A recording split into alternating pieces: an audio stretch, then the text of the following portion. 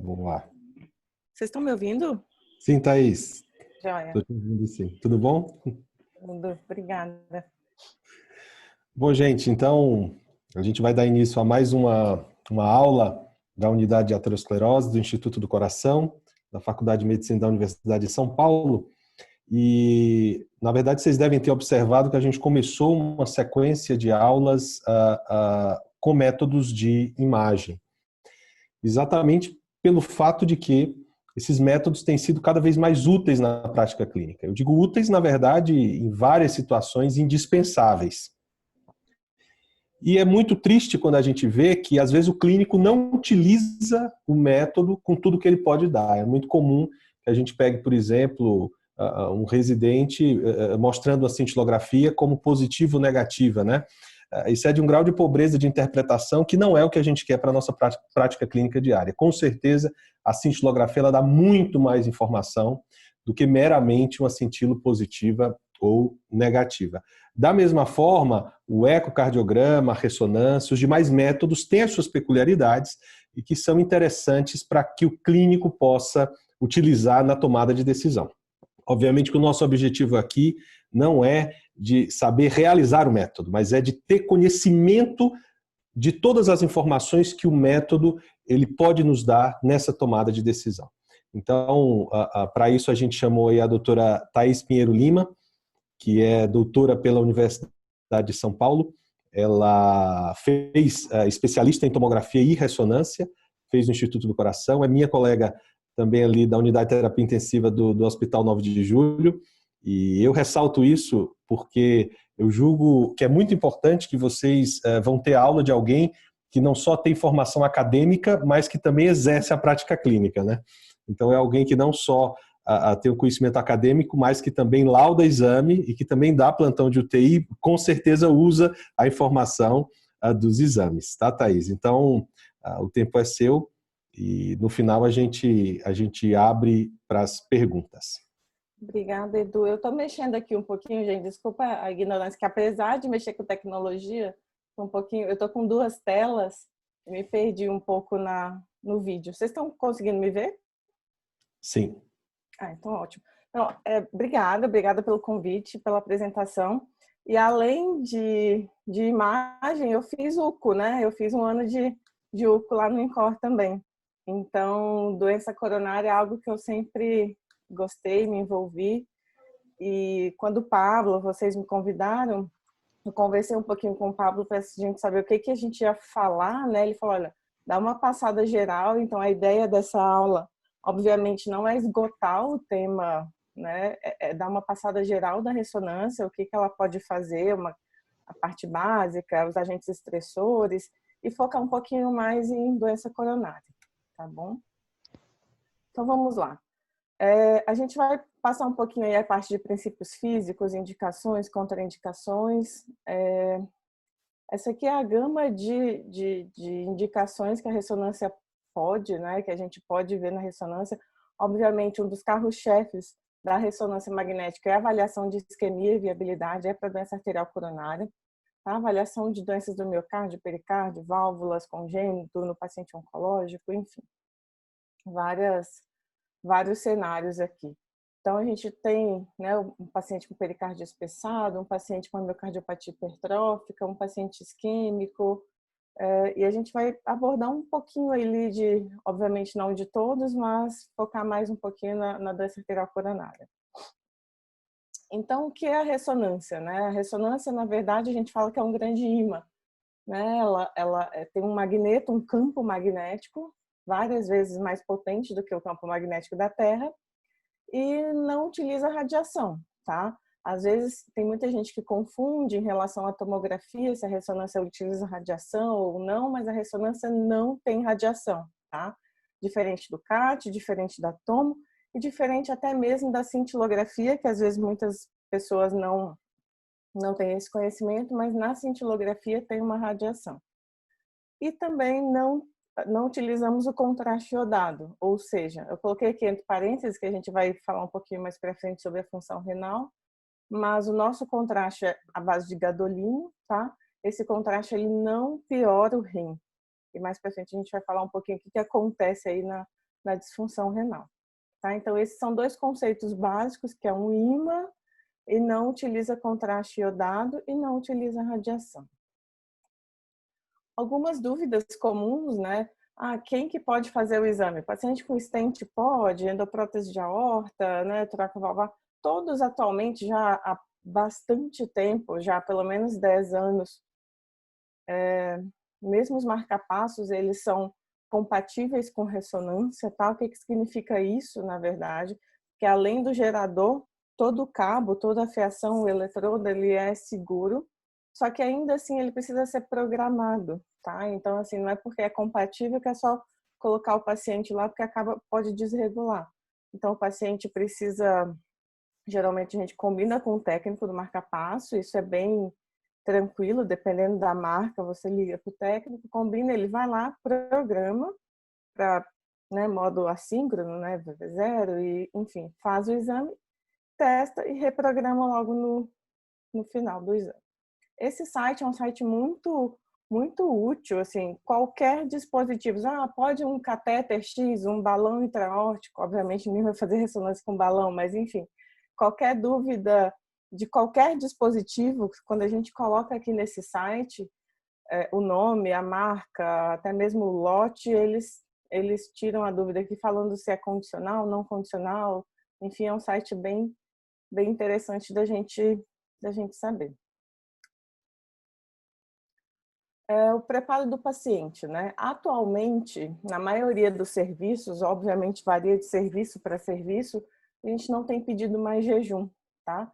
Principalmente para os exames sem estresse, porque o gadolínio ele é muito seguro, né? Dificilmente o paciente faz náusea, vômito, tem risco de broncoaspiração. E atualmente, então, na maioria do serviço, a gente não pede mais jejum para os exames sem estresse, tá? Nos exames com estresse, com dipiritamol, a gente tem pedido de um jejum no mínimo aí de 2 horas, também porque o DIP, né, um agente estressor, às vezes o paciente pode ter essa sensação de mal-estar, calor, náusea, e pode acabar vomitando. Alguns serviços pedem um pouquinho mais, aí pelo menos 6 a 8 horas de jejum. Tá? No paciente que vai realizar um estresse, né, um dipiritamol, a gente sempre pede, nem que o paciente traga, ou a gente faz na hora um eletrocardiograma basal, anexa no prontuário, tira xerox, pré-exame e um após-exame, tá? Mas para a gente ter uma segurança que, além do sintoma, né, mas que esse paciente não teve uma alteração de eletro e a gente liberou um paciente isquêmico para casa. Tá? Então, a gente sempre pede para o paciente levar um teste ergométrico, um eletrobasal, alguma coisa. Se o paciente não tiver alguma coisa recente, a gente acaba fazendo lá. Já, só para vocês saberem, o exame, assim como, por exemplo, o ecocardiograma atualmente, enfim, a tomografia, ele é feito com eletro, tá? A gente conecta os eletrodos e faz um D2, como se fosse um D2 longo. Dá pra gente ver alguma coisa? Dá, tá? Mas assim, é muito difícil, até porque sofre interferência do campo magnético. Então, assim, o paciente fica lá dentro do magneto, lá dentro da sala, um vidro escuro.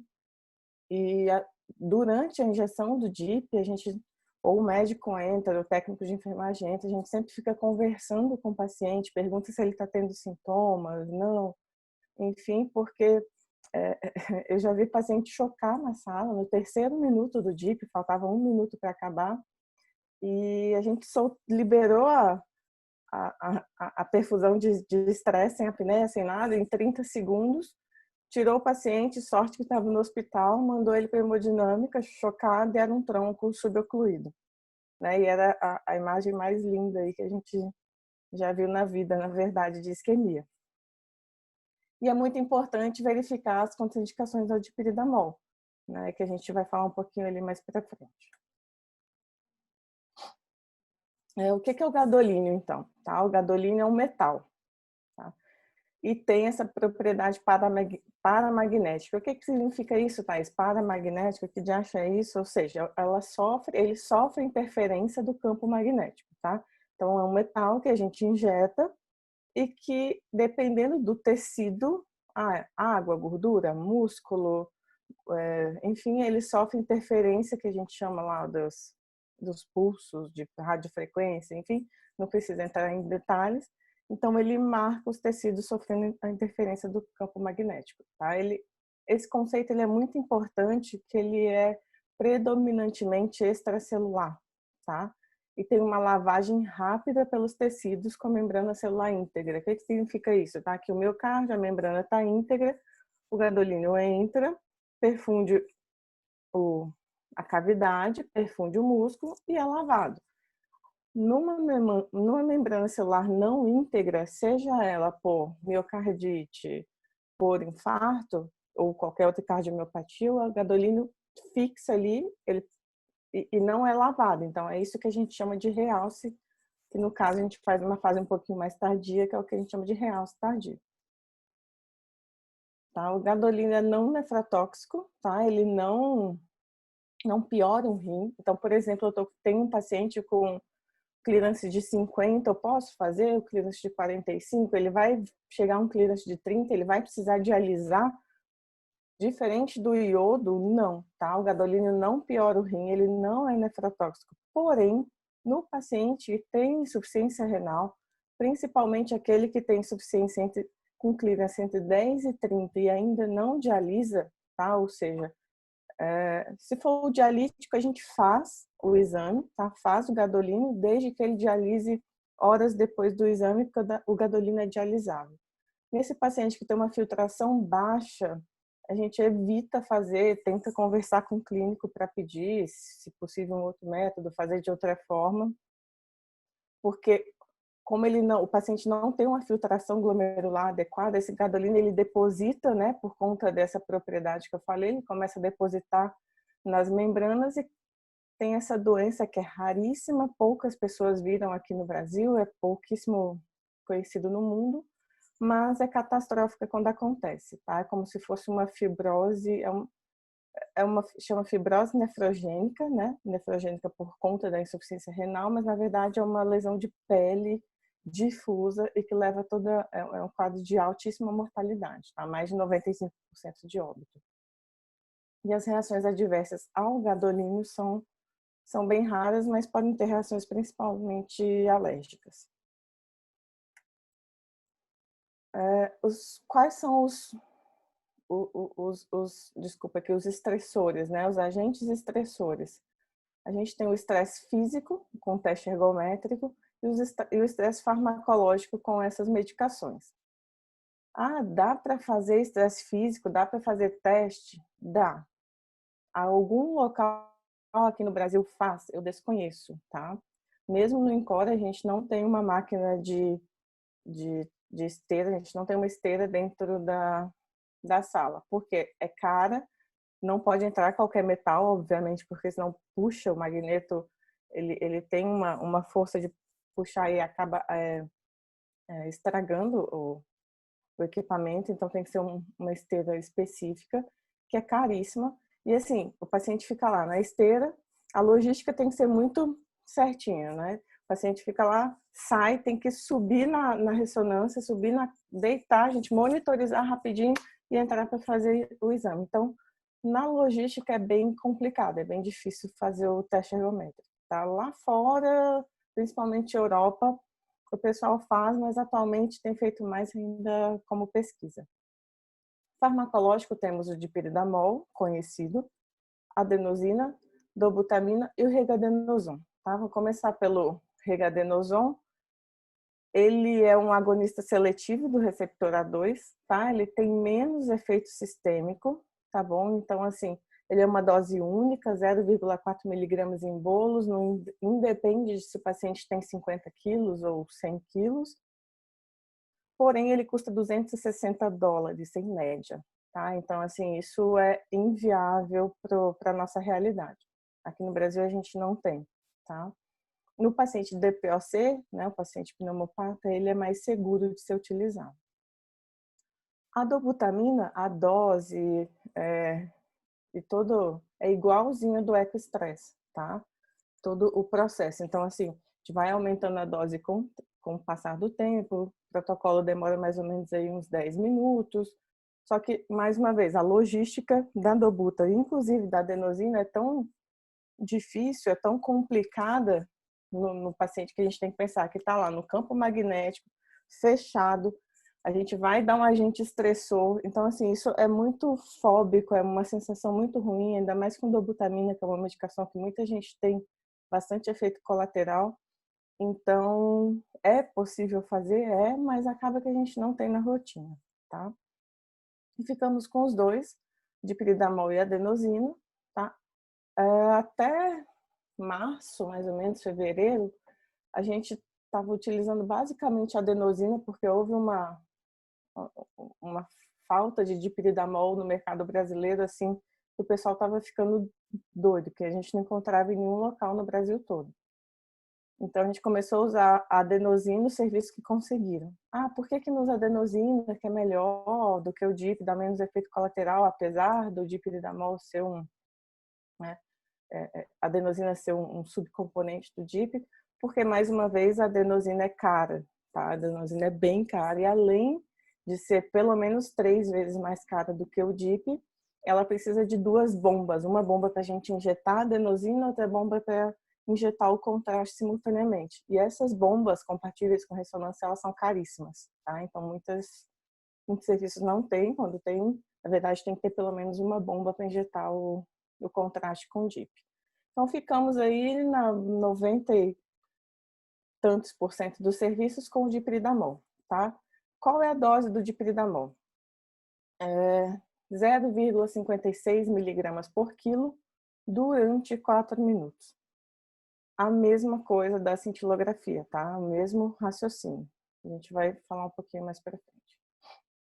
Então, o que é a adenosina, né? O dipiridamol, a adenosina, eles são receptores específicos da superfície celular, receptores, principalmente receptor A2, que bloqueia a entrada de cálcio e promove vasodilatação, tá? Também tem um efeito A1, e esses receptores a gente encontra em outros órgãos, pulmão, tubo gastrointestinal, tecido cerebral. Por isso a gente tem que tomar cuidado aí com as contraindicações do paciente DPOC, porque pode exacerbar, o paciente pode ter uma exacerbação durante o DIP, enfim, tem algumas contraindicações. O dipiridamol tem um efeito indireto de vasodilatação, os dois, né, dipiridamol e adenosina, são vasodilatadores, o regadenoson também, tá? Ele bloqueia a recaptação de adenosina também no meio intracelular e todos os vasodilatadores, principalmente agora a gente está falando do dipiridamol, aumenta o fluxo coronariano de 3 a 5 vezes, tá? Eu vou falar, é importante esse conceito, talvez vocês já saibam esse conceito vindo da cintilografia, então até agora eu não falei nada de tão diferente em relação aos fármacos, tá? Porque até a dose também é derivada da cintilografia. Essa tabela é da diretriz de cardiologia nuclear que saiu esse ano, que está bem interessante, bem legal, bem fácil de entender, tá? Onde mostra aqui o fluxo coronariano durante a hiperemia máxima com os vários agentes estressores, desde o exercício, que aumenta o fluxo em 2 ml, né, em 2 vezes mais ou menos, até dipiridamol e adenosina, que aumenta aí de 3 a 5 vezes, no caso aqui 4 vezes e meia. Então, como que eles funcionam, né? Essa figurinha é uma figurinha clássica também, até bem antiga, como um mecanismo de roubo de fluxo. Aqui eu tenho uma artéria com obstrução, vamos supor uns 80%, aqui eu tenho outra artéria normal e uma colateral, onde no estado basal de repouso, a colateral manda da artéria normal, o fluxo vai da artéria normal para a artéria onde a gente tem uma obstrução. Quando injetamos adenosina ou dipiridamol, ocorre a hiperemia máxima, né, principalmente da artéria que não tem essa hiperemia, ou seja, a artéria normal. E no final das contas acontece um roubo de fluxo, o fluxo se inverte, vai da artéria com obstrução para a artéria sem obstrução e por diferença de parede na cintilografia e na ressonância, por comparação, a gente vê uma área de isquemia e outra área aqui de hiperemia. Então, contraindicação a dipiridomol, tá? Mais importante, obviamente, dor torácica, né? O paciente tem que estar pelo menos, os livros falam 24 ou 48 horas, atualmente na prática, o paciente é internado pelo menos 24 horas sem dor, e também, e dor depende da dor, né? Enfim, aquele caso clássico de angina instável, aquela dor recorrente e tudo, realmente não dá para a gente estressar esse paciente. DPOC, cefaleia é importante justamente por conta dessa vasodilatação, o paciente piora muito a dor de cabeça, tá? BAVs de segundo e terceiro grau não protegidos, né? BAV de primeiro não tem problema, mas de segundo e terceiro grau são contraindicações formais, tá bom? E estenose de carótida bilateral, tá? Acima de 50%. Também pela questão da hiperemia e do fluxo, que a gente já viu quando eu era residente, um paciente teve um AVC, ninguém sabia, obviamente, que ele tinha estenose, mas ele tinha suboclusão das duas carótidas e acabou fazendo um AVC no estresse. Qual o grande problema, né, do DIP? O que a gente sempre pede, a gente sempre checa o dipiridomol e a adenosina, na verdade, a xantina, ela se liga ao receptor AMP cíclico e impede a entrada do dipiridomol, tá? Impede o efeito do dipiridomol. Então, as substâncias que contêm xantinas, cafeína, teofilina, até mesmo analgésicos que contenham cafeína, alguns medicamentos, a gente tem que prestar bastante atenção nisso, porque senão vai acabar dando um exame falso negativo, tá? Se o paciente toma muita quantidade de cafeína ou medicação e a gente faz o estresse com dipiridomol ou adenosina, esse paciente é negativo, mas pode ser que seja um falso negativo se não tiver no preparo adequado. Então, a gente pede um preparo de pelo menos 24 horas aí sem xantinas, tá? Com dieta sem xantinas. Então, o que é o exame, né? O exame é composto basicamente de duas partes. A cine, ressonância, é a parte, né, de contratilidade, a gente avalia semelhante ao eco, função, as paredes, a válvula, enfim. E a parte de realce tardio, né, que é o pós-contraste. E toda essa meiuca, nossa, eu preciso saber o nome de cada um, o que é double, o que é spin echo, mapas, não, tá? O clínico, ele precisa pedir o exame ressonância sem estresse, ou seja, uma ressonância tem basicamente dois códigos, uma ressonância, né, de viabilidade, uma ressonância morfofuncional para avaliação de viabilidade, uma ressonância com perfusão, estresse ou isquemia. Colocando isso, a gente entende. E nos dizer, escrever qual é a sua suspeita, tá? Porque se a gente tiver que fazer isso tudo para todos os pacientes, torna o exame muito cansativo, muito longo e o paciente fica bem cansado. Acaba que a gente faz um exame dirigido para a suspeita clínica, para não cansar o paciente, senão fica um exame de mais de 1 hora, o paciente fazendo apneia, na máquina apertada, e acaba ficando inadequado. Então, começando aqui, a CINE, tá? É uma fase onde a gente não injeta contraste, aqui é um estudo sem contraste, tá? 2 câmaras, um via de saída do ventrículo esquerdo, 4 câmaras, a gente vê bem, eu costumo brincar aqui que é um eco melhorado, né? Que a gente consegue ver bem o septo, o ato direito, o ventrículo direito, o ato esquerdo, o ventrículo esquerdo, consegue avaliar a parede, contratilidade segmentar, enfim. E a gente faz isso nos eixos longos e no eixo curto, tá? E o nosso cálculo da fração de ejeção é pelo eixo curto, onde a gente faz o empilhamento de moedas, ou seja, né, a técnica do Simpson, fazendo o endo e o epicárdio desde do basal até o apical. A gente calcula o volume e faz, né, as máquinas calcula, a gente desenha tanto do VD quanto do VE, todo o endo e o EP, para fazer o cálculo da fração de ejeção, né, que é volume diastólico final menos o sistólico final sobre o volume diastólico, em porcentagem. Então, por que a ressonância ficou atualmente o padrão ouro para avaliação de fração de ejeção? Tá? Porque aqui, vocês veem na foto, ela não sofre interferência. Assim, o eco, por melhor que seja o ecocardiografista, às vezes o paciente tem uma janela ruim, é difícil acessar o ventrículo direito, principalmente, paciente mais obeso, enfim, não consegue angular, então depende muito do operador, tá? Na ressonância a gente não tem isso, seja obeso, não seja, enfim, a gente consegue avaliar o paciente como um todo, desde a base até os segmentos apicais. Então aqui eu trouxe um exemplo de um cisto pericárdio só para ver, baseado, tem essa bolinha aqui, então as várias sequências, não vou detalhar quais são essas sequências, então aqui fica escuro, aqui brilha nessa sequência, brilha na outra. Então baseado nisso a gente tenta identificar, obviamente a gente não é uma patologia, né? Assim como nas massas, nos tumores, a gente tenta levar para algo mais benigno, mais maligno. Nesse caso aqui é um cisto, é bem clássico, que é um cisto pericárdio.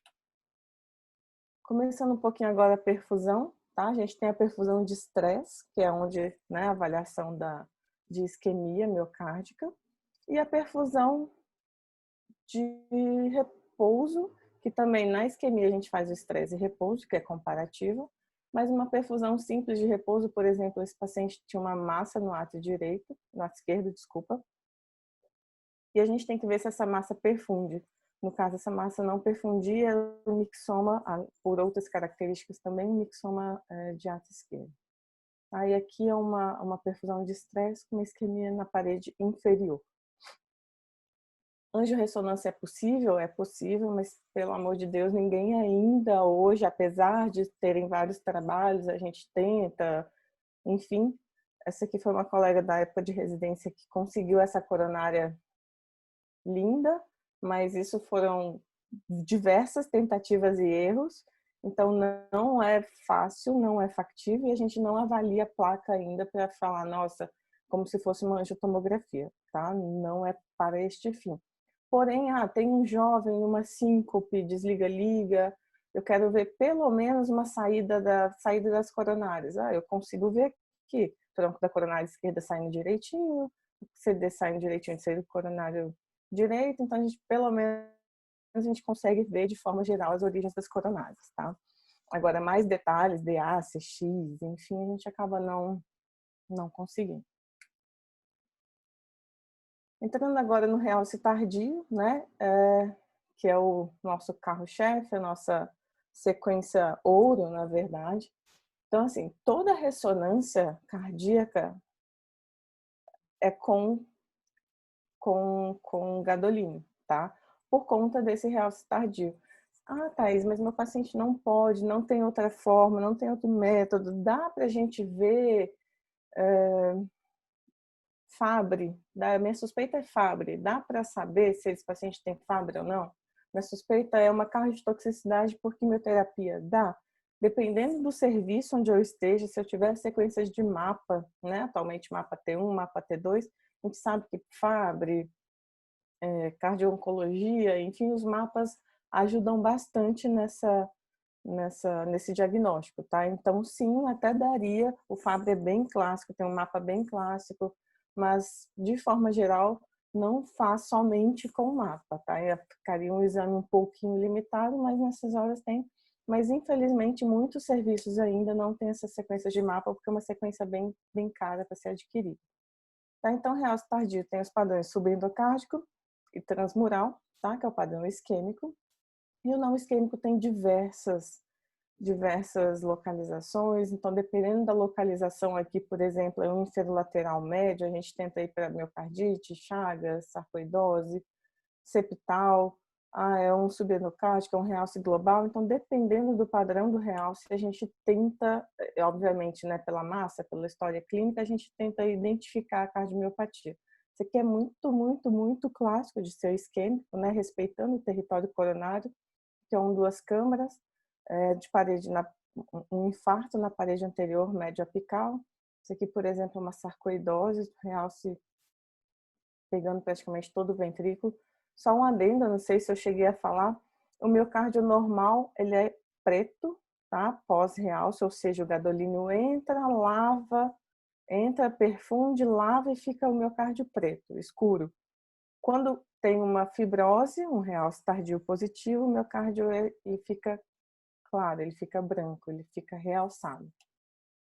Eu vou agora me ater um pouquinho mais na parte de doença arterial coronária, né? Então, muitas vezes no nosso laudo é muito aquele cutoff de 50%. Acima de 50% não tem viabilidade, abaixo de 50% tem viabilidade. De onde veio isso, né? Então, veio num trabalho do ano 2000, tá? Que saiu no New England, onde, independente se foi uma... O que é viabilidade, né? Então, foi a melhora da contratilidade miocárdica após a revascularização, tá? Então, ele viu todos os segmentos, ele viu os segmentos com muita hipocinesia, acinesia ou discinesia, enfim, ele fez várias estratificações revascularizando o paciente nesse contexto. Então, o paciente sem realce tardio, ele tem uma altíssima chance aí de melhora da contratilidade, próxima a 80%, 90%, tá? E o nosso corte de 50%, né, que é abaixo de 50 é viável e acima de 50 não é viável. Então, se for na tampa 50%, vejam vocês que a gente praticamente é jogar uma moeda para cima, tá? É praticamente 50% de melhora. Então, assim, quem sou eu para falar um pouco da parte clínica, mas eu já estou puxando aí o raciocínio clínico de todos. Então, é bem importante. Uma coisa é esse paciente com realcezinho aqui, subendocárdico, pequenininho, até mesmo menos que 25%. Outra coisa, por exemplo, é esse paciente que está lá, por exemplo, essa parte aqui é menos que 50, mas aqui já tem um pedacinho mais que 50, enfim. Então, e aqui, obviamente, é um realce tardio transmural. A gente vê que toda a transmuralidade, toda a espessura miocárdia, ela tá realçada.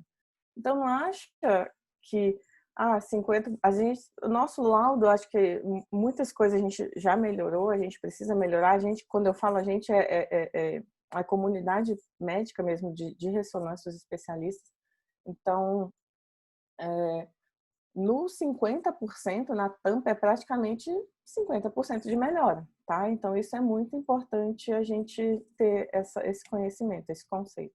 Tá? E aqui eu só trouxe a mesma ideia, só para algumas fotos, né? Algumas imagens de um paciente normal, sem realce, um realce pequenininho aqui de parede inferior, um realce maior próximo a 50%, um realce de 50% a 75%, a figura esquemática, que é a imagem mesmo. Tá? Então, esse paciente, obviamente, não deve ser revascularizado, esse paciente, obviamente, deve ser revascularizado. Esses dois pacientes a gente tem que discutir, ver, pesar todos os riscos e benefícios da revascularização. Então, os estudos de perfusão, né, por ressonância não são recentes, são desde 2004 que a gente vem começando aí a falar dos estudos de perfusão.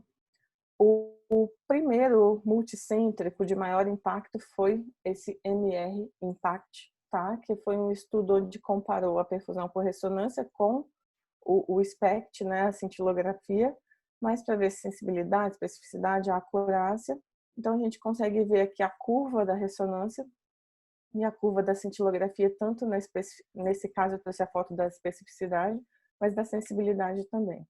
Outro estudo em seguida, que saiu em 2012 no Lancet, foi o CEMARC, tá? O CEMARC 1, a gente já tem o CEMARC 2, e a gente também tem o MR Impact 2, que foi de 2012 ou 13, se eu não me engano. Esses primeiros estudos foram, né, para avaliar a acurácia. Então, a linha, independente se é tronco, se é um paciente multi, uni, bi, tri, arterial, em todos os cenários, eu não vou entrar em detalhe, mas em todos os cenários, a acurácia da ressonância foi superior à cintilografia, ao SPECT. Tá?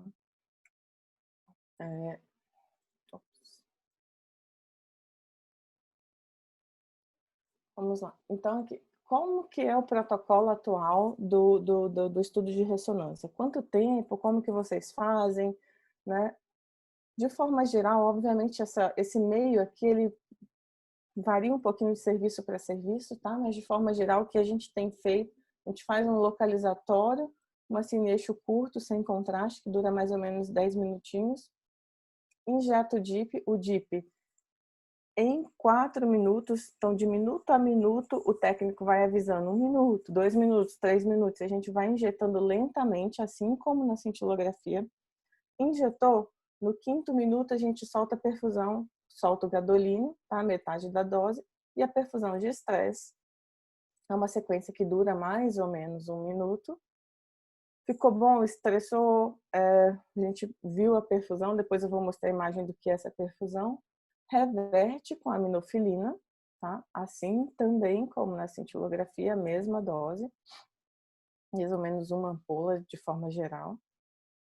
Segue o exame com as outras cines, 2 câmaras, 4 câmaras, vias de saída, e depois a perfusão de repouso.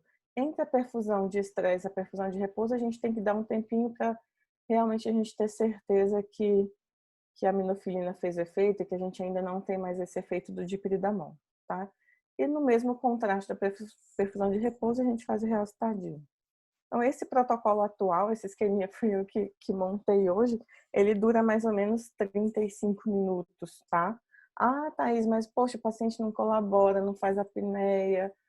Gente, não pensem que só porque eu faço o método, eu falo só bem, não. Como o Edu falou, eu tenho essa parte clínica, sei bem da dificuldade. Então, obviamente, às vezes a gente tem que repetir. Não dá para repetir o estresse, tá? O que saiu, saiu, não dá para repetir o repouso. Mas essa parte da sínis e tudo a gente tem que repetir, às vezes tem que dar um tempinho maior, que enche o peito de ar, solta, segura. O exame inteiro em apneia, então são mais ou menos 35 minutos fazendo apneia a todo momento. E aqui para o final, que é a parte mais importante para a gente, o paciente muitas vezes está cansado, não quer fazer mais apneia, quer sair da sala.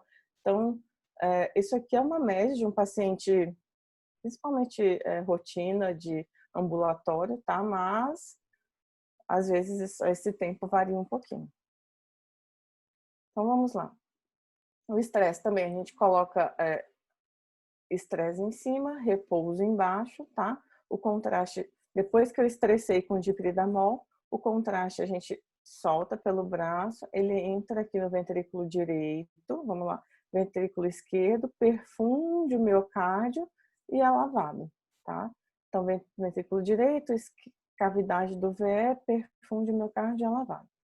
Vejam vocês que toda essa parede inferior e a lateral, ela é mais escurinha, tá? Em relação ao repouso. Então, esse paciente, ele tem um déficit de perfusão miocárdica no estresse com dipiridamol na parede inferior, basal. Aqui é o médio e aqui é o apical. Então, é isso que a gente descreve, tá? Thaís, mas é visual? Sim, tá? Na maioria dos serviços é visual, ainda é visual. Mesmo no estudo isquímia foi visual. A gente vai falar um pouquinho dos segmentos. Então, a gente tenta segmentar atualmente não, já há algum tempo baseado no isquímia em 32 segmentos, tá? São os 16 vezes 2 aí do EP e do endo.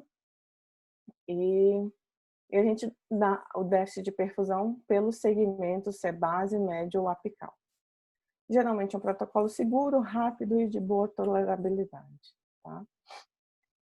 Então, resumindo aqui, o que é importante, né? Os clínicos saberem ao solicitarem um exame com estresse,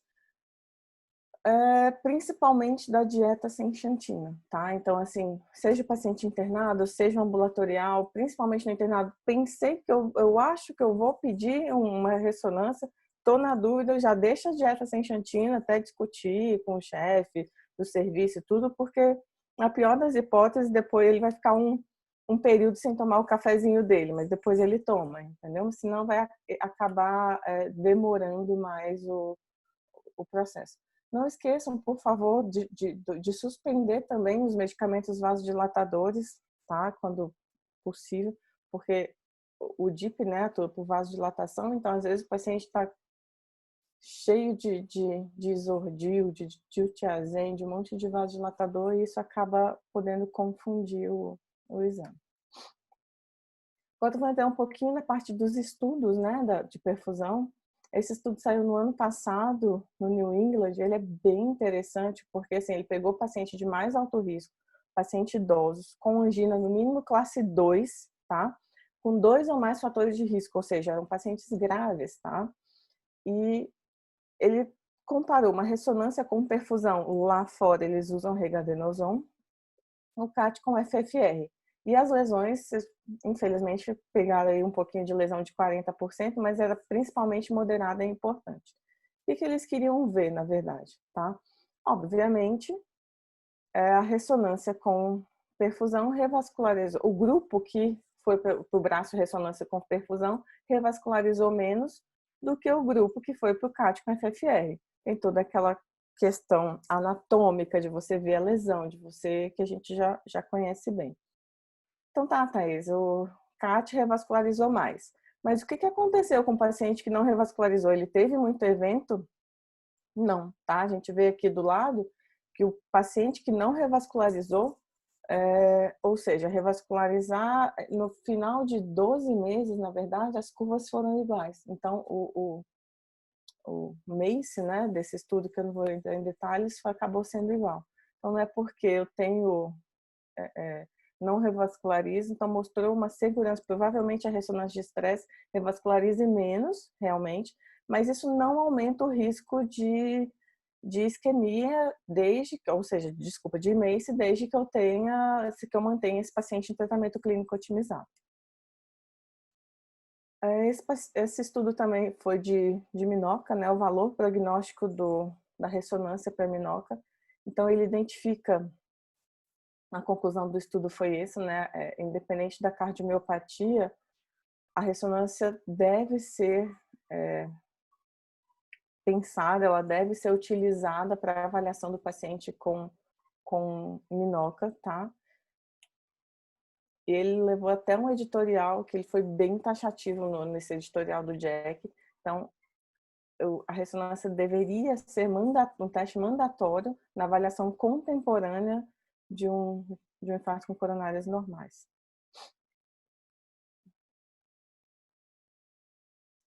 Ressonância de estresse na revascularização dos pacientes com dor torácica, tá? Esse estudo saiu no final do ano passado. Então, nos pacientes com dor torácica, a ressonância de estresse teve um bom valor prognóstico, tá? Então, pacientes sem isquemia ou sem realce tiveram baixo índice de eventos, mostrando mais uma vez, independente, gente, da cardiomiopatia, tá? Seja sarcoidose, amiloidose, Fabry, hipertrófica, independente da cardiomiopatia, realce tardio é igual prognóstico, tá? Quanto mais realce, pior prognóstico, mas esse trabalho mostrou bem. Por exemplo, aqui, esse azul é um paciente sem isquemia e sem realce, tá? E esse roxinho é um paciente com isquemia e com realce.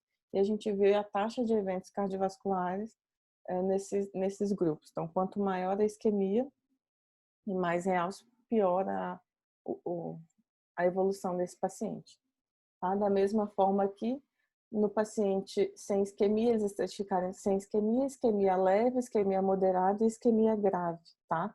Obviamente a carga isquêmica também, isso a gente já sabe há muito tempo de outros trabalhos, que a carga isquêmica também tem um valor prognóstico, tá?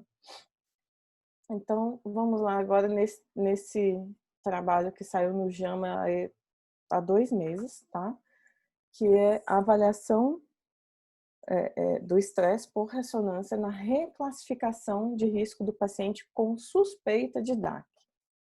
Tá? Então, para não me alongar muito, eles pegaram o risco clínico, tá? Pelo American Heart, em baixo, intermediário e alto risco clínico, tá? Probabilidade pré-teste, 43% desse grupo X tiveram um risco intermediário, tá? A probabilidade pós-teste pós-teste, qual foi o teste? A ressonância com estresse, tá? Ele reclassificou esse paciente, principalmente o grupo intermediário, tá? De risco pré-teste intermediário. Ele foi reclassificado principalmente para baixo risco, tá? Então, mostrando que a ausência de isquemia e realce tardio na ressonância de estresse está associada a baixa taxa de morte cardiovascular e MACE, tá? E a ressonância pode melhorar a estratificação de risco clínico nos pacientes com suspeita de DAC, tá? E principalmente pode ajudar a reestratificar o risco clínico desse paciente. Então, foi um trabalho bem interessante que saiu agora bem recente. E esse mais recente ainda, que saiu há 2 semanas, também mostrando uma ressonância de estresse, tá? Com vasodilatador, no caso aqui com adenosina ou regadenoson, tá? Na mortalidade por todas as causas de doença isquêmica. Então, é um grupo que está mandando vários trabalhos, chamado SPIN Trial, né? É bem interessante acompanhar os trabalhos desse grupo. Foram mais de 6.000 pacientes, com uma mediana alta de segmento, uma mediana de quase 6 anos de segmento, tá? E, de novo, o paciente que tem na mortalidade por todas as causas, quanto maior o número de segmento isquêmico, maior a taxa de evento cardiovascular, tá? E a extensão da isquemia, eles avaliaram o número de segmento isquêmico. A extensão da isquemia, pode ver que aqui tem uma isquemia bem pequenininha, um pretinho aqui nessa parede inferolateral. Aqui é uma isquemia maior, bem mais escuro nessa parede inferolateral e anterolateral.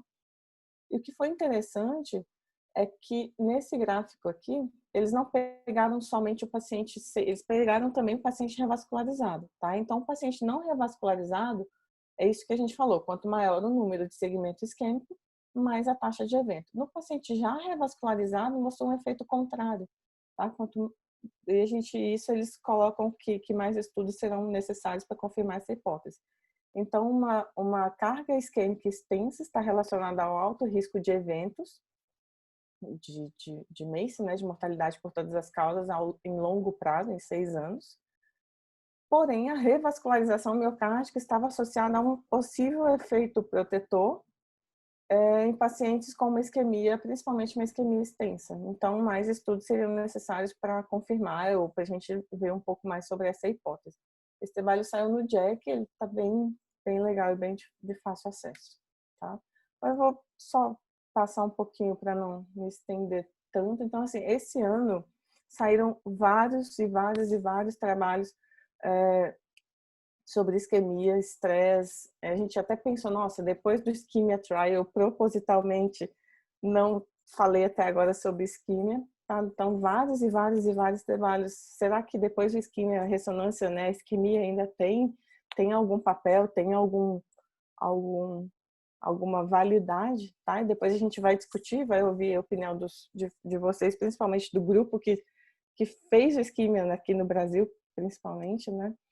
E esse ano está bem interessante porque tem muita coisa de isquemia em ressonância, tá? Então, novidades aí que a gente já tem os mapas, que tem grande utilização na cardio-onco, o realce tardio com 3D, Ford Flow, perfusão quantitativa, tá? Eu vou mostrar aqui um pouquinho. Essa imagem aqui a gente fez junto com o Cristiano Pisani, da arritmia. Ele é um fã de ressonância porque esse paciente é praticamente uma toma, mas não é uma toma, é uma ressonância. Não é fácil fazer também, tá? É um pouquinho demorado, um pouquinho difícil. Mas ele tem um realce nessa paciente Chagas, com realce aqui nessa parede inferolateral basal. E a gente pegou um programa, trouxe essa imagem para dentro do programa e gerou isso aqui, tá? Que são os canais de fibrose, onde ele tem arritmia. E essa aqui é a imagem do carto. Então, mostrando que é muito parecida a nossa imagem da ressonância com a imagem do carto. Isso facilita o quê para o eletrofisiologista, tá? Então, ele já monta o mapa, ele já tem esse mapa montado mais rápido, que às vezes eles demoram, né, montando esse mapa ponto a ponto, e eles vão basicamente aqui na área mais vermelha, na área de mais fibrose, para procurar a área de taquicardia ventricular nesses canais de fibrose.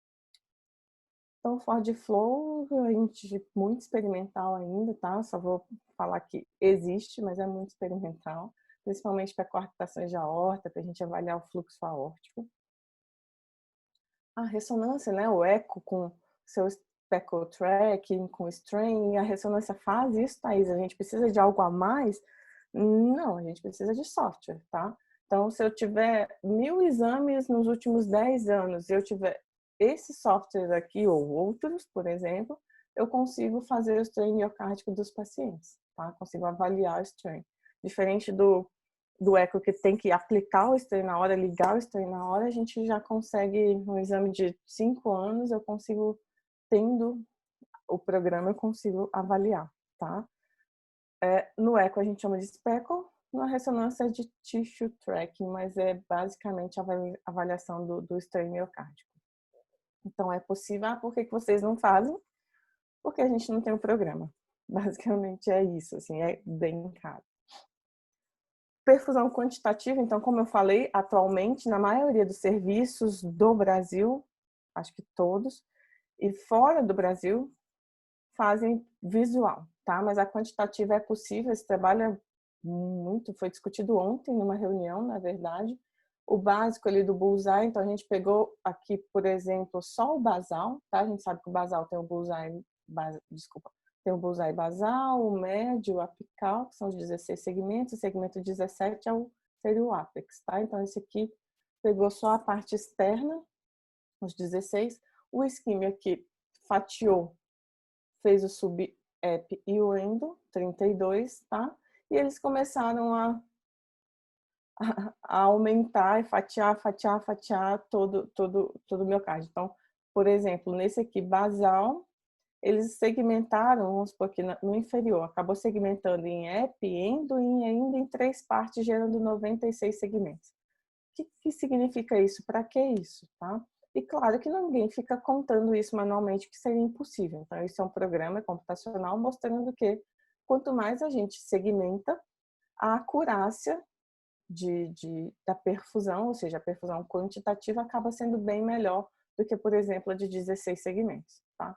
A de 32 que a gente consegue fazer no visual não é tão distante assim das outras. Então, a de 32 atualmente é utilizada nos serviços.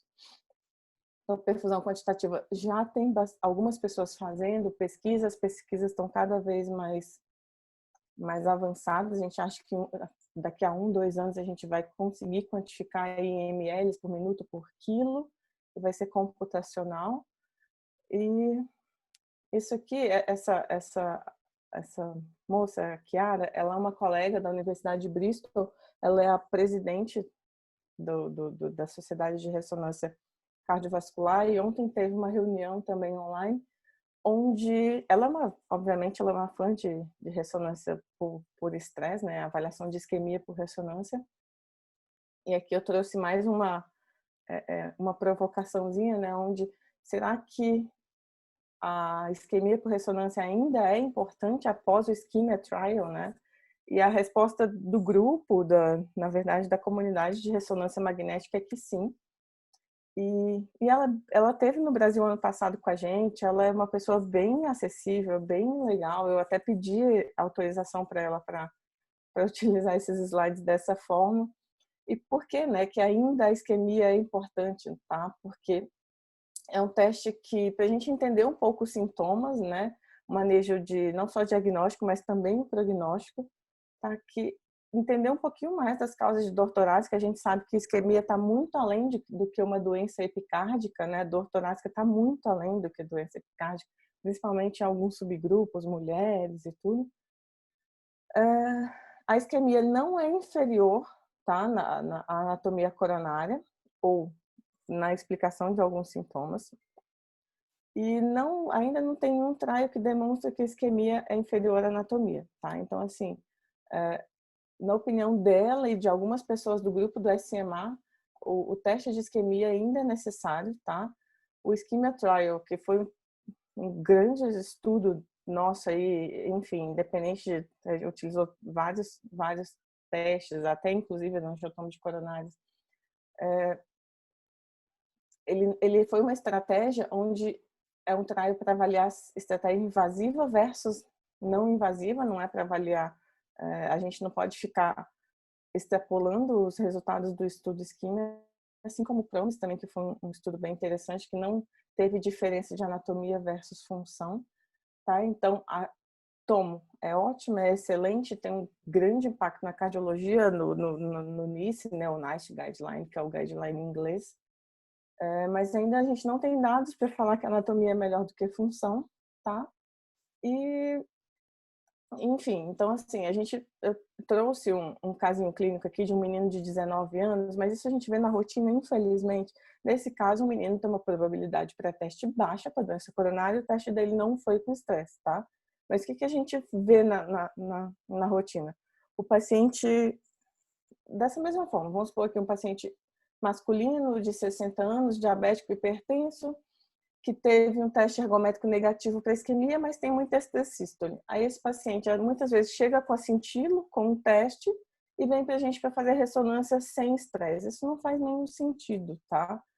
No caso desse menino que ia para uma avaliação de futebol, ele tem uma fibrose aqui na parede lateral, uma miocardite extensa, ele foi recusado pelos times de futebol, tá? Ele contraindicado a jogar futebol pelo risco de morte súbita.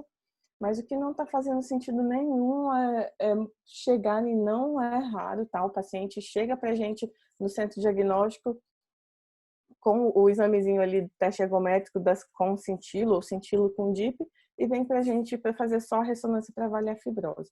Então, assim, se a suspeita é uma avaliação, é uma isquemia, um paciente que tem uma arritmia e você quer avaliar se essa arritmia é de causa isquêmica, pede uma ressonância com perfusão, né? Se for outra suspeita e tudo, ou então só a cintilo. Então, acho que é o que o Edu falou no início da aula, a gente precisa conhecer os métodos para a gente conseguir pedir o melhor exame para aquele paciente, tá? Então, resumindo, padrão ouro para função ventricular, o realce tardio é igual ao prognóstico, tá? Quanto mais realce, pior o prognóstico. Muito útil na investigação de todas as cardiomiopatias. Então, extrasístole e arritmia é sempre importante a gente ver se esse paciente não tem uma fibrose miocárdica, tá? Principalmente quando o eco e o teste são normais. E a avaliação de isquemia é um exame rápido, de mais ou menos 35, 40 minutos. O DIP é bem tolerado, traz informação prognóstica com realce tardio. O paciente que tem bloqueio de ramo esquerdo, triarterial não balanceado, o homem com um abdômen maior, mais aumentado, isso, diferente da cintila, a gente não sofre essa interferência pela ressonância. Tá? Então, eu me coloco aí à disposição para qualquer dúvida, qualquer coisa. E em relação ao isquemia, eu trouxe mais essa provocação do estudo, porque eu acho que a nossa ideia foi falar um pouquinho do método e um pouquinho dos estudos aí mais novos que estão saindo em relação à ressonância de estresse mesmo. Tá bom? Muito obrigada. Bom, Thaís, primeiramente te parabenizar, te agradecer, na verdade, por ter aceitado o nosso convite e te parabenizar pela apresentação, que foi assim, muito esclarecedora. O objetivo dessas aulas, eu também tenho dito isso, é que a gente tem tanto pessoas de dentro como de fora da instituição, é aplicar na nossa prática clínica, né? Então, né, ninguém chamou você para falar de ressonância, o Jaime para falar de eco de estresse, para a gente não usar. A gente quer, de fato, conhecer o método e passar a usar, porque parte da nossa inércia na solicitação de alguns métodos é falta de conhecimento mesmo. Então, a gente não pede, porque a gente é acostumado a pedir os demais métodos e, muitas vezes, você bem falou, o clínico não tem nem informação suficiente para saber como pedir. E não é incomum que a gente esteja no ambulatório e o residente pergunte, né, doutor Eduardo, como é que eu faço a solicitação da ressonância? Porque tem os 2, 3, 4 códigos, é com realce, é sem realce, é com estresse, é sem estresse, é com perfusão, é sem perfusão. Então a limitação já começa na solicitação. Então é importante a gente entender as diversas modalidades, o que você consegue ver na ressonância, porque de fato facilita não só a solicitação, como a interpretação do método. A ressonância já é um método que a gente utiliza bastante, né? Você sabe disso, eu sou um fã da ressonância magnética. Para mim é inequívoco a boa utilidade dela para a isquemia. O Mr. Inform, por exemplo, que você apresentou, publicado em 2019 no New England, conseguiu equiparar a tomada de decisão dela com a da FFR, que era uma coisa já esperada, e eu acho e continuo achando, concordo aí com vocês, que mesmo depois do isquemia é importante. As pessoas interpretam mal a isquemia. Talvez o burden de isquemia ele não tenha tido relevância naquele tempo de segmento para revascularizar ou não, mas sempre vai ter informação prognóstica. É óbvio que o indivíduo com 0% de isquemia, com 1% de isquemia, ele não vai ter o mesmo prognóstico de indivíduo com 20, 25% de isquemia. Ainda que a gente possa avaliar se a revascularização vai conseguir reduzir ou não a mortalidade desse indivíduo ou o MACE num segmento de médio e longo prazo. Mas não há dúvida que o burden isquêmico ele tem uma informação prognóstica relevante. Em relação à viabilidade, é bem curioso que o STICH viabilidade, as duas subanálises, né, tanto a de 2011 como a subanálise mais recente no segmento de 10 anos, ela desestimulou um pouco os clínicos a solicitar avaliação de viabilidade, né? E aí a gente cabe lembrar duas considerações. Primeiro, que especificamente essa subanálise do STICH, que foi uma subanálise que não incluiu todos os pacientes do estudo, era cerca de metade da população, não usou a ressonância com realce. Então foi usado cintilografia e foi usado o eco de estresse. E segundo, que mesmo que você use a subanálise de viabilidade do STICH ao pé da letra, não usando a presença ou ausência de viabilidade para revascularizar ou não o indivíduo, a gente não pode negar a importância da presença ou não de viabilidade, por exemplo, na mudança de estratégia de revascularização. Né? Tratar ou não tratar determinado vaso, né, que irriga ou não um território viável, colocar ou não uma ponte, tirar uma ponte que iria pandear que não tem viabilidade para tratar um diagonal de maior importância anatômica que irriga um território viável, bem como as pessoas não podem esquecer que mesmo que isso não tenha impacto necessariamente em prognóstico, você tem os estudos mostrando a quantidade de territórios isquêmicos e viáveis na recuperação da função ventricular, que aí já seria um outro desfecho. Então a gente sabe que a gente pode devolver a função ventricular para o indivíduo após revascularização, se ele tiver uma quantidade, e aí a gente considera 4, né, como o melhor ponto na curva Hawking, estudo com eco de estresse, para que você consiga recuperar a função. Então, eu acho que, de fato, concordo com você. Para mim, o realce tardio da ressonância sem dúvida nenhuma, o carro-chefe aí do método de vocês. Aí eu vou te fazer uma pergunta, Thaís, que sempre é uma dúvida minha, e a gente tem visto que tem alguns trabalhos surgindo nesse campo. A gente sabe que, principalmente nas etiologias não isquêmicas, a carga de fibrose, a quantidade de fibrose, né, que é quantificada pela ressonância, normalmente é colocada em valor em gramas, ela muitas vezes é usada como ponto de corte até na decisão, por exemplo, de implantar ou não o CDI. Em cardiopatia hipertrófica, em várias outras etiologias não isquêmicas, a gente vê isso. Agora, na doença isquêmica, não, né? A gente continua, por exemplo, implantando CDI baseado unicamente na fração de ejeção, mas não na quantidade de fibrose, né? O que vocês têm utilizado atualmente? Aliás, essa informação não é nem dada no laudo, né? A gente vê a presença de realce, número de segmentos, mas ninguém vê normalmente no laudo a quantidade em gramas de fibrose. O que eu faço com essa informação e será que ela vai ser útil na doença isquêmica? Eu vou te ser bem sincera, assim, agora com duas visões. Uma visão prática e uma visão, respondendo a sua pergunta do ponto de vista científico, né? Diferente, por exemplo, tem vários trabalhos, um dos primeiros foi do Maron, né, que é de miocardiopatia hipertrófica, 15 gramas de fibrose, né, tem valor prognóstico um absurdo, até mesmo para indicar o CDI, e a gente extrapola esse valor para isquêmico, mas é o que você falou, será? Tá?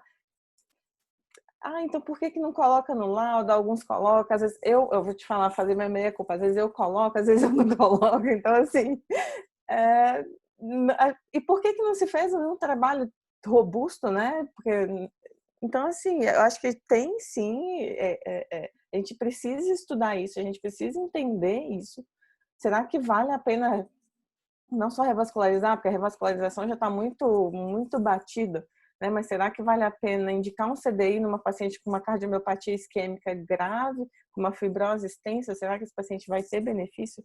Tá? O que chama atenção, assim, agora fisiopatologicamente, quando a gente conversa com os eletrofisiologistas, principalmente, eu comecei a entender um pouco mais isso depois que eu conversei com o Cris, com o Dr. Maurício Canavaco. O que acontece? Na cardiomiopatia isquêmica, por conta geralmente é do subendo para o subep, tá? Então, você pega ali, por exemplo, uma DA, parede anterior, do subendo para o subep, é aquela fibrose, aquele realce compacto, como eu mostrei na foto, por exemplo, tá? Nas outras cardiomiopatias não isquêmicas, ela tem uma área de fibrose entremeada a miocárdios normais, tá? E essa ilha de fibrose entremeada com ilhas de miocárdio normal é onde faz o gatilho da arritmia. Então esses pacientes onde tem mais taquicardia ventricular, principalmente, então assim, por exemplo, o que o Dr. Maurício fala, aquele paciente que fechou a DA ali proximal, perdeu toda a parede anterior, claro, né, dependendo da quantidade de fibrose, também tem chance de arritmia? Tem. mas pior se ele tiver um pouquinho de miocárdio normal naquele meio, porque ali entra o mecanismo de reentrada, né, do miocárdio normal com aquela ilha de fibrose. Então ali é onde vai ter mais ataque cardíaco ventricular.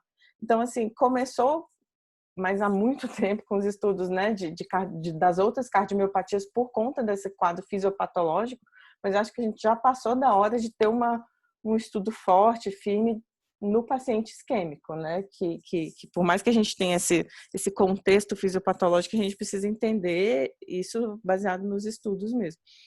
E eu vou te falar, assim, dá para esses softwares que eu mostrei, que eu falei, até comentei que são caros, são softwares caro quanto, né? Custa $50 mil, $60 mil um software, não é uma máquina, tá?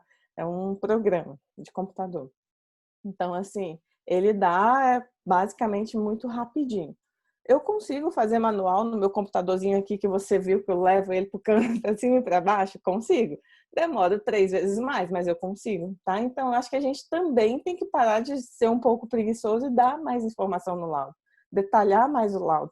Falar um pouquinho mais do VD, falar um pouquinho mais da fibrose. Então, acho que a gente precisa dar uma melhorada nisso também. Eu penso, até como clínico, né, que a gente sabe que a quantidade de fibrose ela é um fator de risco independe da função ventricular, né, como marcador prognóstico, né, o chamado scar burden. E é muito engraçado, né, a própria tese do Jaime, né, com os infartos periprocedimento, mostrou que mesmo quantidades muito pequenas de realce no pós-procedimento, o estudo dele era algo em torno de 4 gramas, mas era menos de 5 gramas, já tinha um impacto prognóstico no segmento em torno de 5 anos, né? É engraçado porque às vezes a gente pega aquele paciente com função preservada com a grande área cinética pelo eco, que você fica pensando que se fizesse uma ressonância teria um realce, a gente acha ótimo, né? Manda para casa, bom prognóstico, dá alta para a Vazia do Carmo, né? Dá alta do INCOR, né? Dizendo que vai tudo bem, se baseando unicamente na segurança da fração de ejeção e esquecendo uma outra variável prognóstica que é a quantidade de fibrose, né? Eu acho que ressonância poderia ajudar a gente nisso, né? É verdade. E há quanto tempo, né? Há quanto tempo, vocês aí do grupo Dr. Valdir, pelo amor de Deus, há quanto tempo a gente sabe que fração de ejeção é prognóstico? Então, isso não é novidade da ressonância. A gente tem uma máquina, um aparelho robusto, tem coisas robustas a serem feitas, então acho que a gente precisa sim melhorar essa questão da fibrose no paciente com cardiomiopatia isquêmica, né? Tá bom. Eu vou abrir para o... Não sei se o Edu Belo, o Pablo querem fazer alguma pergunta, ou alguém se quiser fazer alguma pergunta, só utilizar aqui o nosso chat. Né? Vou abrir aqui para quem tiver a oportunidade de fazer pergunta.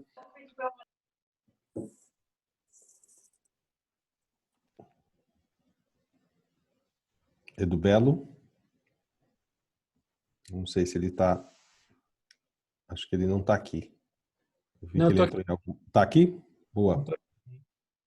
Não, mas eu parabenizar a Thaís, acho que a aula foi bem explicativa, tirou todas as dúvidas. Eu não tenho nenhuma pergunta específica, só uma reflexão sobre o isquímia, até por ter participado aí ativamente com os pacientes lá com o professor e ouvindo sempre as reflexões do professor Vadi em relação à isquemia.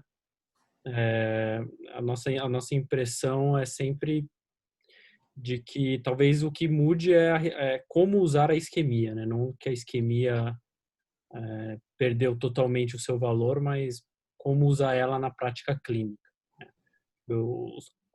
Muitos cardiologistas, em geral, usavam a isquemia especificamente para indicar revascularização, né? Isso era até a indicação clássica de guideline, mesmo em paciente assintomático. E antes do estudo isquímia, isso eu posso falar que o professor Vadici foi um crítico ferrenho dessa questão específica, né, de indicar revascularização só pela isquemia. Então, eu acho que o que muda é essa reflexão, né? A isquemia não para indicar revascularização, né, mas talvez para melhorar a estratificação prognóstica, para avaliar realmente a causa do sintoma do paciente, para avaliar aquele paciente que ainda tem a doença coronariana específica e ele tem sintoma, qual a lesão que você vai tratar ou não tratar, querendo a melhora do sintoma, não a melhora prognóstica. Eu acho que o isquímia ele vem nisso de mudar um pouco a mentalidade de como a gente vai usar a isquemia daqui para frente, né? Tentar esquecer um pouco de ficar pedindo método de isquemia no paciente assintomático para querer indicar uma revascularização para melhorar o prognóstico. Eu acho que isso é o principal do resultado.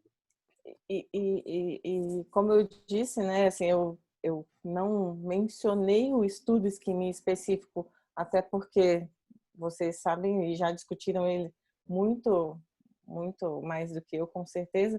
Mas, assim, esse estudo, ele trouxe talvez uma tranquilidade para o clínico, né? De conversar com o paciente, de colocar o paciente no centro ali, falar aquele paciente mais que tem uma carga isquêmica pelo menos moderada, alta, mas que está inseguro de alguma forma, falar, não, vamos te seguir, vamos acompanhar junto, enfim, dar uma tranquilidade maior, tirar essa questão, né? Vou ter que pedir um teste, esse teste deu positivo, tem que pedir um CAT, tem que revascularizar. Então, assim, a gente pode acompanhar, ficar um pouco mais seguro de acompanhar esse paciente clinicamente, né? Sem muito aquela ansiedade de ficar pedindo e fazendo coisas, né? Thaís, e por fim, eu vi que tinha participação aí também de alguns fellows da EC, eu vi o Torinho, acho que ele já saiu.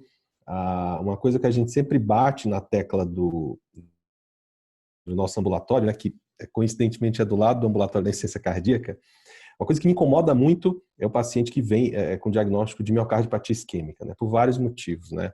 Também a gente aprendeu com o professor Vadir que essa entidade é uma entidade muito complicada de definir, porque o que a gente vê na maior parte das vezes é aquele paciente com disfunção ventricular associada à doença coronária, onde você não tem assim uma causalidade muito bem estabelecida, né? Porque afinal de contas, qualquer paciente com menos de 50% de fração de ejeção, com qualquer doença coronariana, qualquer que seja, ele vai receber no prontuário um hashtag miocardiopatia isquêmica.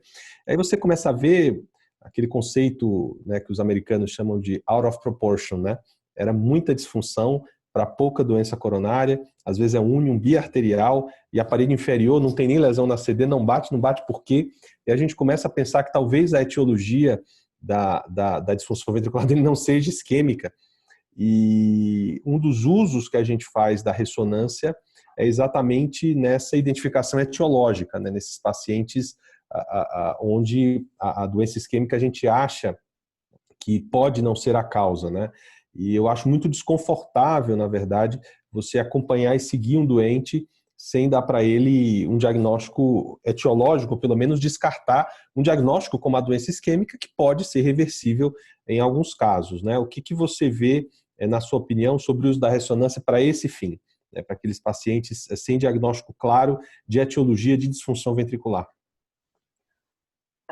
Não, tá perfeito, até porque eu acho que você e algumas pessoas aqui que eu tô vendo que estão participando, já viram que eu já dei algumas aulinhas básicas sobre ressonância em várias cardiomiopatias, né? Então, por exemplo, uma coisa que nos incomoda muito e que a gente está aprendendo é o paciente com hipertrofia miocárdica. Não estou falando que é cardiomiopatia hipertrófica, tá? Então, aquele paciente com hipertrofia miocárdica, que muitas vezes, uma hipertrofia miocárdica X é hipertensiva, é porque é um jovem atleta, é porque é um Fabry, não, mas o Fabry tem que ter aquela hipertrofia bizarra. Não, tá? Eu caí do cavalo recentemente, que o Newton, colega reumatologista, tinha um paciente do consultório dele com diagnóstico de Fabry, já tratando, já usando a enzima lá, o medicamento. Falou, Thaís, eu vou te mandar a ressonância dele para você ver. É uma ressonância, tipo, um septo de 14, parede posterior de 11, parece assim, de um menino de 30 anos que faz os exercícios dele lá mais ou menos. Então, mostrei para vários colegas ecocardiografistas, não, é normal, um pouquinho hipertrofiado, uma massa não tão alta. Então, assim, eu acho que até mesmo a gente que faz o método, a gente está aprendendo quando que a gente viu que esse paciente era um Fabry, por exemplo, pela ressonância. A gente colocou o mapa T1. O mapa T1 no Fabry é muito clássico, é muito baixo. Então, e esse paciente ainda não tem fibrose, né? Então, o mapa é aquela avaliação da fibrose miocárdica ainda na fase muito inicial, tá? Então, esse paciente praticamente não tinha hipertrofia, mas tinha um mapa muito alterado e não tinha reócito também. Então, ele passaria por um exame normal. Então, assim, mesmo nas cardiomiopatias que a gente acha que é soberano, né? Que a gente sabe tudo, não, ressonância normal. Eu acho que tá chegando o mapa T1, o mapa T2, essas perfusões quantitativas, e a gente vai aprender muito ainda, muito mais sobre as doenças, avaliando de uma forma mais microscópica, entre aspas, entendeu? Que é o que a gente está tentando, porque assim, mesmo lá no INCOL, a gente fala, meu Deus, quantos pacientes com hipertrofia ventricular que a gente fala, ou é miocardiopatia hipertrófica ou não é. Mas e o resto das hipertrofias ventriculares, entendeu? Então, acho que a gente tem muita coisa para aprender ainda, e é o que você falou, assim como na cardiomiopatia isquêmica, né? Então, recentemente a gente estava fazendo uma reflexão, assim, meu Deus, nosso método não serve para nada, porque um monte de gente que a gente achava que era normal é hipertrófico, né? Genética hipertrófica, ou não é. Então, acho que tem muita coisinha aí que está acontecendo do ponto de vista genético, de métodos de imagem, que a gente vai aprender bastante, em várias cardiomiopatias. Muito bem, gente. Olha, eu agradeço mais uma vez aí a Thaís, né? A gente aí já passou o nosso tempo de discussão, agradeço a disponibilidade dela.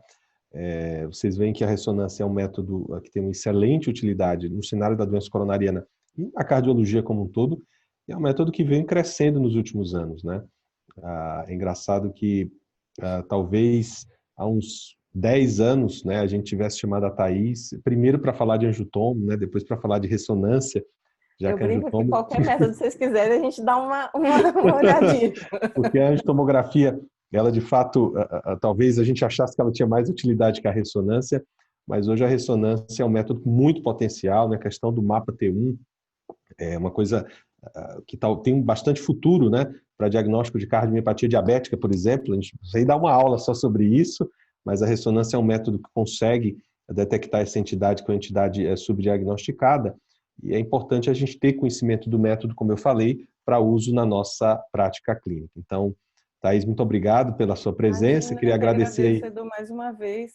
Eu estou colocando aqui, eu coloquei aqui no chat meu telefone, meu e-mail. Eu uso muito, não sei se vocês usam, eu uso muito o Twitter para aprender, viu? Eu acho que o Twitter está sendo um meio muito, muito interessante quando a gente utiliza ele bem. Então, assim, acho que dá para a gente conversar bastante, assim, e discutir, conversar com várias pessoas do mundo todo. Acho que a gente só tem a ganhar. Muito obrigada mesmo pelo convite. Muito bem, gente. Boa noite para todo mundo. E logo essa aula vai também para a nossa página, né, o nosso canal no YouTube. Vocês podem rever. Ai, parabéns pela tecnologia, viu? Pablo, né? Eu vou dar o mérito para ele, né? Ele é que é o idealizador de tudo isso, né? Se dependesse de mim, a gente continuava na nossa salinha da Terra dando aula até hoje. Bom, gente, obrigado aí a todos e uma boa noite para todo mundo. Obrigada, boa noite.